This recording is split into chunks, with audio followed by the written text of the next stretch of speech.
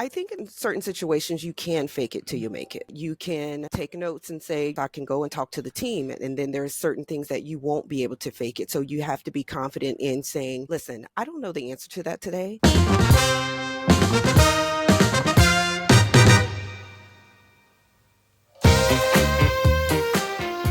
You're listening to the Daily Stand-Up by Lifetime Value. Consider this your daily dose of new ideas, fresh perspectives, and or hot takes as they relate to the worlds of customer success, post-sales, or whatever the hell we're calling it these days, and where we ask each guest one simple question. What's on your mind?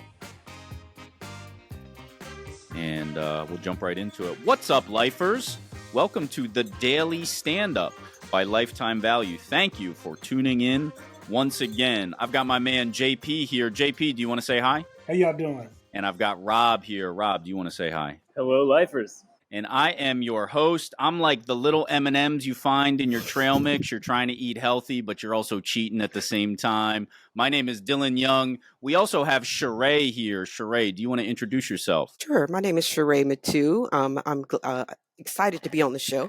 I'm head of customer success at GreenSpark Software. Thank you so much for being here, Sharae. You're doing us a favor. We're not doing you a favor. Do you want to tell us what's on your mind when it comes to customer success? Yes, I do. I want to talk about confidence in being able to be confident, being part of the customer success team. That is one of the top topics that have come to mind this week, mainly because customer success, there's a lot of hand-holding, there's a lot of technology that you have to work with, but being confident in being in that role and understanding your customers' needs are absolutely one of the skills that you need to put in your toolkit. I love that. I think you can go in a million different directions. So I want to put a little bit of guardrails on this, and I want to get your opinion on the phrase "fake it till you make it." And is that a viable approach to this whole thing? I think in certain situations you can fake it till you make it, right? There are certain things that you can take notes and say, of course I can go and talk to the team. And then there's certain things that you won't be able to fake it. So you have to be confident in saying, listen, I don't know the answer to that today, but if you allow me some time, I will go find that answer for you. And that will show your customer that you're willing to advocate for them and also go search those answers that they need to run their business effectively. I think low stakes faking it is okay. If I can share my opinion, Sure. if they're going to catch you in that lie, that's never a good thing, because I think that integrity is so key. So, Rob, JP, what do you guys think about that?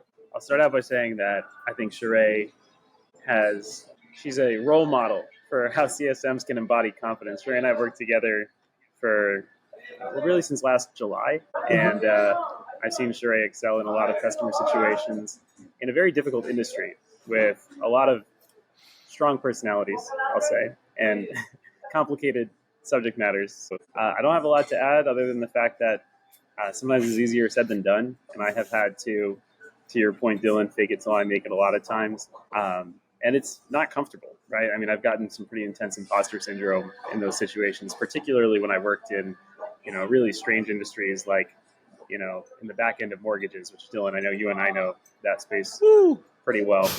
But yeah, I think you bring up a good point, Dylan, where if you know your limits, you can stretch them just a little bit, but don't go too far.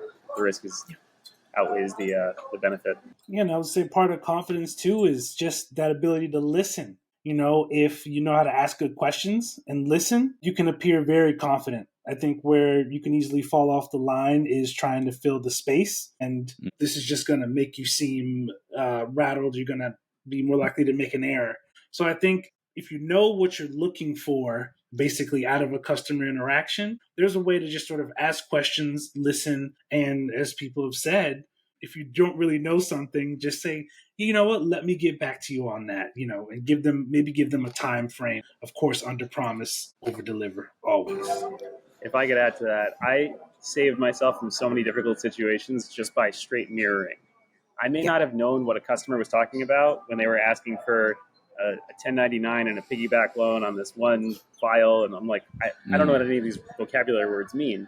But if I could just mirror back what they said It gave me 10 seconds to process. And it made the customer feel validated at the same time. So I have a question for you, Sharae, and it's piggybacking off of what JP said about trying to avoid making an error.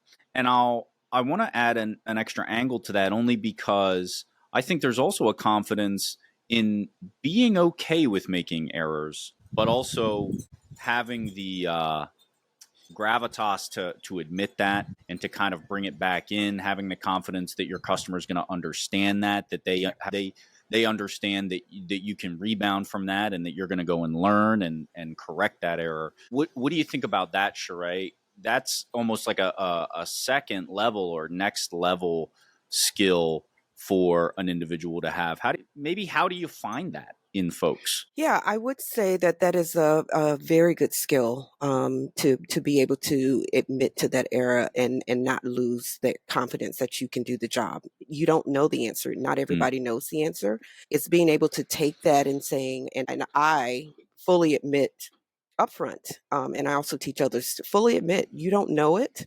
However, this is the solution to what I don't know. I'm going to take these steps. And that way, that opens you up for growth, and it opens you up for learning. I think if you take that, I can't be wrong because I'm not going to keep the confidence of the customer. That leads to them kind of seeing it as you're not really understanding what they need.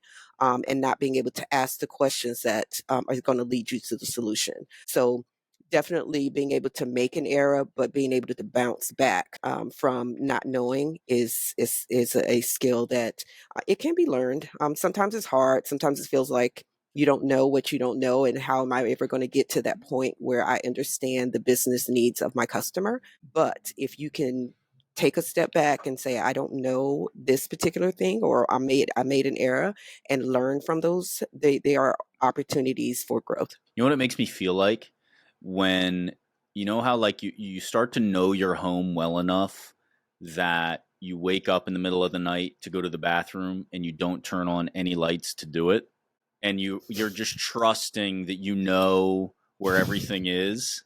Like, it's almost that sort of like trust or trust fall situation where you're like, okay, I got to trust that I can bounce back from this, that they're not gonna, one strike and I'm out sort of thing. And maybe it's trust, maybe it's confidence. I don't know why I thought of that, Sharae, but I think it's resonating with everybody. Yeah, it is trust. Yeah. Well, Sharae, that is our time. I want to thank you so much for being here. This is my first time meeting you, and it's a pleasure. Thank you so much for sharing your ideas with the community, and we hope to see you around. Maybe come back to the Daily Stand-Up later on. I would love to. Thank you so much for having me. Thanks, Sharae. Enjoy that beautiful weather. Wherever you are, it looks beautiful outside. I'm in Florida, so I will take that. Oh. You've been listening to The Daily Stand-Up by Lifetime Value. Please note that the views expressed in these conversations are attributed only to those individuals on this recording and do not necessarily reflect the views and opinions of their respective employers. For all inquiries, please reach out via email to dylan@lifetimevaluemedia.com. Find us on YouTube @Lifetime Value, and find us on the socials @Lifetime Value Media. Until next time. Hey folks, it's Dylan here. Thank you for tuning in, as always. Now, I've got a favor to ask of you. If you've made it this far, hopefully it means you like what we're doing with our program. So I'm asking you to please give this a like and a follow or a subscribe, and leave a comment too. Your likes and your follows and your subscriptions, they allow us to keep doing what we're doing and reach a larger audience. Your comments help us make sure that we're making the best content for you. Best of all, it's free besides a few moments of your time. Thank you again for following along, and we'll see you next time.